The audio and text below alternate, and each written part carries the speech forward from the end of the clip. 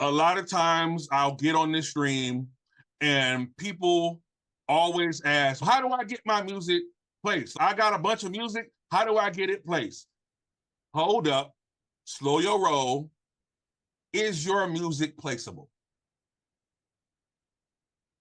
That's actually the first question that we should be asking ourselves. Is my music placeable? Why and why not? What would make my music that I currently have not placeable? Glad you asked that. A lot of times I run into people who have this catalog of music. They're like, oh, I've got a ton of tracks. I got hundreds of tracks.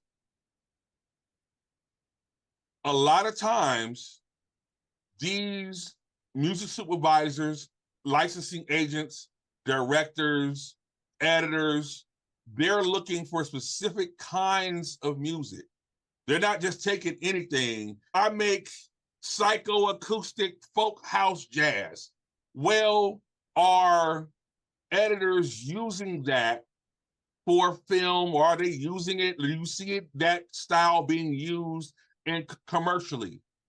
If not, you're going to have a hard time licensing that music. That doesn't mean that it's not licensable.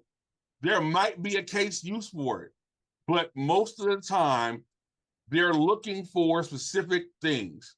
What kind of tracks are they looking for? I'm glad you asked that question. Most of the time, editors, directors, music licensing supervisors, the people who are in charge of picking this music, they're looking for music that has energy, that's relatable, that has some sort of hook to it, or ask or bring to it. I'll explain what I mean by a bring later. Music that is commercially viable, that sounds like something. It doesn't have to sound like what's out right now. Every year in music, there are vibes and sounds that are going on. That's just the way the music cycle works. An artist will come out and that music will start to take hold. That specific style will take root. You'll start to see it bleed over into commercials. You'll start to see it being used in movies. You'll start to see it being used on YouTube.